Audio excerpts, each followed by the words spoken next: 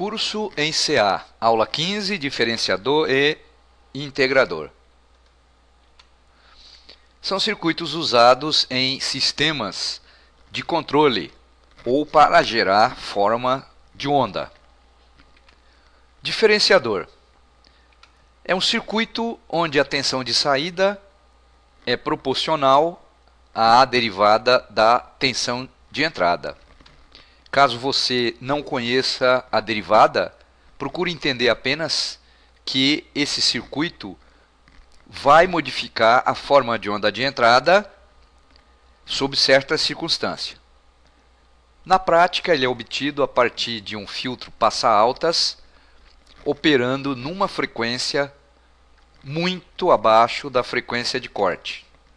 Então, é o filtro passa-altas que nós estudamos, que tem essa curva de resposta em frequência, frequência de corte, que é a frequência de 3 dB abaixo do patamar, que é assim calculada. Logo, se a frequência do sinal de entrada for muito menor do que a frequência de corte, e muito menor em eletrônica é ao menos 10 vezes menor, nessas condições a tensão de saída será proporcional à derivada da tensão de entrada. Isto é, a forma de onda de entrada sofrerá uma modificação substancial. Consideremos um exemplo. Por exemplo, vamos supor que o capacitor é 10 nano e a resistência é 1K8. Nessas circunstâncias, o valor da frequência de corte é de 8.846 Hz, ou aproximadamente 8,8 kHz.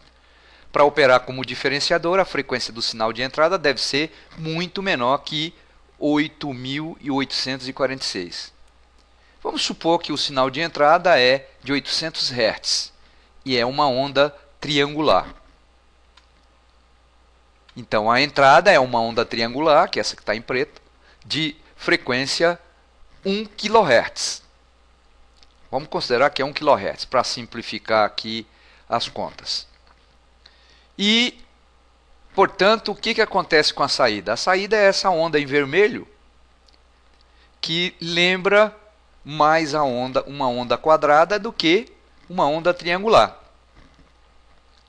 Se nós quisermos melhorar mais ainda o desempenho do circuito, precisamos trabalhar mais ainda abaixo da frequência de corte. Por exemplo, vamos supor que a frequência do sinal de entrada é 100 Hz.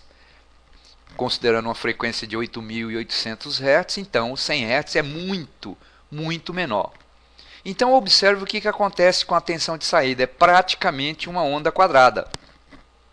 Quer dizer, no intervalo de tempo que a tensão de entrada é uma rampa, isto é, uma tensão que cresce, que aumenta, a tensão de saída é uma tensão constante. Isso está de acordo com derivada. A derivada de uma tensão como essa é uma constante, se você conhecer o que é a derivada. Por outro lado, quando a rampa é de inclinação negativa, a inclinação é negativa, a tensão de saída será uma constante, será uma tensão constante e de valor negativo. Observe que quanto mais a frequência estiver abaixo da frequência de corte, o circuito estará operando numa região onde o ganho é muito pequeno. Então vejam que a atenuação nesse caso ela é muito maior do que no caso anterior. Porém, a forma de onda ela é mais próxima de uma onda quadrada. O que acontece se a entrada for uma onda quadrada? Se a entrada for uma onda quadrada, por exemplo, de frequência 800 Hz, que é aproximadamente 10 vezes menor que 8.846, nesse caso a tensão de saída serão pulsos ou impulsos positivos e negativo. Positivo quando a entrada vai de valor negativo para valor positivo, e impulso negativo quando a entrada vai de valor positivo para valor negativo. E observem que nesse intervalo, como a entrada é constante e a derivada de uma constante é zero, a saída é zero. Esse tipo de forma de onda, esses impulsos, são muitas vezes usados para gatilhar SCR, TRIAC e outros elementos que precisam de pulsos para operar. O que acontece se a frequência do sinal de entrada se aproximar da frequência de corte? Frequência do sinal de entrada, 8 kHz. Observe que, nesse caso, a tensão de saída começa a se aproximar da tensão de entrada, isto é, o circuito vai operar praticamente com ganho, né? Se você aumentar muito a frequência do sinal de entrada, o ganho é praticamente 1 e a saída tende a ser igual à entrada, portanto. Se a entrada for uma onda senoidal, não vai haver modificação na forma de onda. Ao invés disso, as duas formas de onda vão estar defasadas. E essa defasagem é de aproximadamente 90 graus. E a gente diz que a forma de onda da tensão de saída, que é essa que está aqui em vermelho, está adiantada em relação à entrada. Para isso, basta a gente lembrar do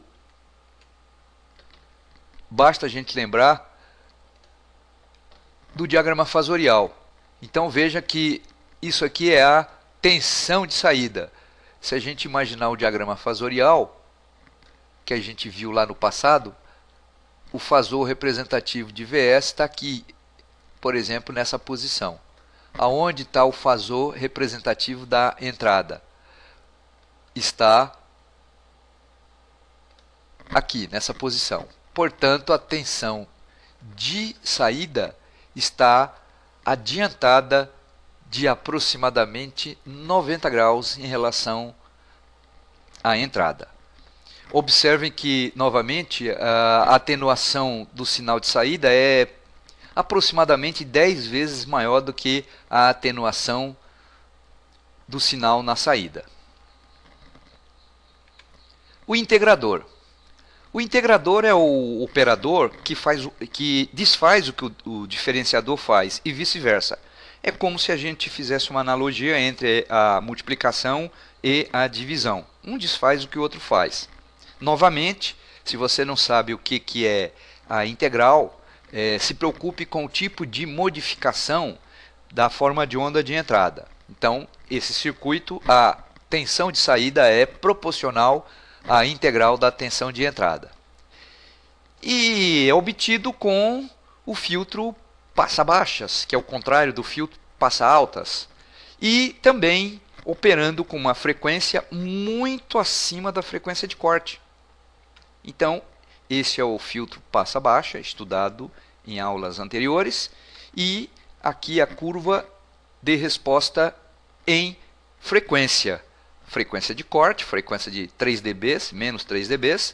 Uma frequência muito maior que a frequência de corte, pelo menos 10 vezes maior. Qual seja, a partir desta frequência, a tensão de saída será proporcional à integral da tensão de entrada. Vamos considerar então um exemplo numérico. Vamos considerar que o capacitor é de 100 nanofarads ou 0,1 micro e a resistência é de 1K. Nesse caso, calculando a frequência de corte, resulta 1592 Hz, aproximadamente 1,6 kHz. Para operar como integrador, o sinal de entrada tem que ter frequência muito maior que a frequência de corte. Por exemplo, vamos supor que a onda de entrada é uma onda quadrada de frequência 15 kHz. Vamos ver o que acontece com a tensão na saída se a entrada for quadrada. Então, entrada quadrada, que é essa que está aqui em preto, de frequência muito maior que a frequência de corte. Observe então que a saída, que está em vermelho, é aproximadamente uma onda triangular. Veja que é o contrário do diferenciador. No diferenciador, a gente entra com uma onda triangular e obtém uma onda quadrada. Pois bem, no caso do integrador é o contrário.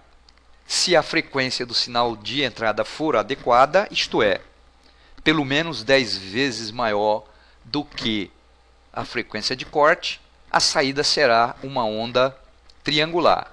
E essa onda é cada vez mais próxima de uma onda triangular quanto mais afastada a frequência do sinal de entrada for da frequência de corte. Por exemplo, se a gente considerar uma frequência de entrada de 150 kHz, está muito acima da frequência de corte. Observe que a linearidade aumenta. Em compensação, a amplitude do sinal diminui consideravelmente. Observe. Aqui então é a saída para 15 kHz. Observe que existe uma não linearidade. A amplitude, olha, é praticamente da mesma magnitude. Não é praticamente da mesma magnitude. Aqui é 5 volts por divisão e aqui é 1 volt por divisão. Mais ou menos aí, quantas vezes? Um quinto, né? Mais de um quinto menor que a amplitude de entrada. O que acontece se a gente aumentar a frequência? Veja que a linearidade aumenta em muito. Isto é, isso aqui se aproxima muito de uma onda triangular. Então você já sabe como construir uma onda triangular. Basta entrar com uma onda quadrada de frequência muito maior que a frequência de corte do filtro passa baixa, que você obtém então uma onda perfeitamente triangular. Porém a amplitude, observe, né, olha, 5 dividido por 0,1, 50 vezes, praticamente 50 vezes amplitude menor. Se, por outro lado, a entrada for senoidal, a saída continuará sendo senoidal, só que defasada de 90 graus. E nesse caso a saída está atrasada em relação à entrada. Isso é muito importante se um dia você for estudar circuitos de controle, tá? Então esses circuitos estudados foram o diferenciador e o integrador. Até a